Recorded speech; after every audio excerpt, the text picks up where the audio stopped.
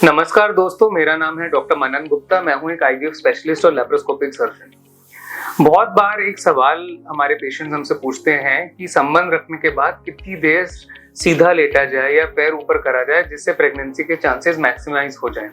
तो आज हम ये टॉपिक को डिस्कस करेंगे। तो उससे पहले मैं एक फीमेल रिप्रोडक्टिव सिस्टम की एनाटॉमी आपसे डिस्कस करना चाहूंगा। तो जैसे कि आपको सबको पता है, फीमेल रिप्रोडक्टिव सिस्टम में एक ऑर्गन होता है जिसको हम लोग यूट्रस बोलते हैं। ये देख सकते हैं आप, यूट्रस है। उसके साथ दो ट्यूब्स होती हैं जिनको फेलोपियन ट्यूब्स बोलते हैं, और उसके साथ दो ओवरीज होती हैं। और जो यूट्रस के नीचे ऑर्गन होता है उसको हम वजाइना बोलते हैं। संबंध रखने के टाइम पे वजाइना के अंदर पेनिस पेनिट्रेट करते हैं, और पेनिस पेनिट्रेट करके वहां पे सीमन का एजैकुलेशन होता है। तो सीमन के एजैकुलेशन के बाद बहुत लोगों का कंसर्न ये होता है कि 80 to 85% स्पर्म्स की जो कॉलोनी है वो तो बाहर निकल जाती है। So nothing to worry about it, ये बिल्कुल ही नॉर्मल है। जो 10 से 15% स्पर्म्स हैं जो कि अंदर चले गए हैं, उसमें लाखों करोड़ों स्पर्म्स हैं, और हमें बेबी रखने के लिए सिर्फ एक स्पर्म की जरूरत होती है। तो अब ये क्वेश्चन आता है कि ये जो स्पर्म्स हैं, 10 से 15% स्पर्म्स, ये यहाँ से वजाइना से यूट्रस, यूट्रस से ट्यूब्स, जहाँ पे फर्टिलाइजेशन होगा अंडे का, वहां तक जाने में इसको कितना टाइम लगता है? तो नॉर्मली वहां तक पहुंचने में इसको 10 से 15 मिनट लगते हैं। तो जो ये क्वेश्चन है कि कितनी देर संबंध रखने के बाद सीधा लेटना चाहिए, उसका जवाब है मैक्सिमम 10 मिनट्स। बट 10 मिनट्स एक एब्सोल्यूट आंसर नहीं है। ऐसा नहीं है कि सेक्स करने के बाद इमीडिएटली भी स्पर्म ऊपर नहीं जा सकते। हमारी बॉडी का जो मैकेनिज्म है, वजाइना में जो सेल्स हैं, वजाइना की जो वॉल्स हैं, वो सीमन सैंपल को सीधा ऊपर पुश कर देती हैं, इमीडिएटली भी पुश कर देती हैं।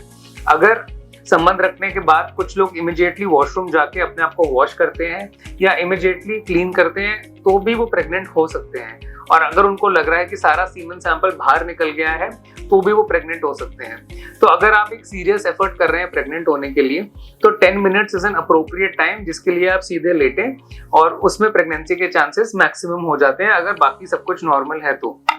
एक दूसरा क्वेश्चन होता है कि ऐसी कोई संबंध रखने की पोजीशन होती है जिसमें प्रेगनेंसी के चांसेस मैक्सिमम होते हैं? तो इसका सवाल सिर्फ ये है कि penis has to reach the cervix. जो वजाइना के ऊपर वाला पार्ट होता है उसको सर्विक्स बोलते हैं।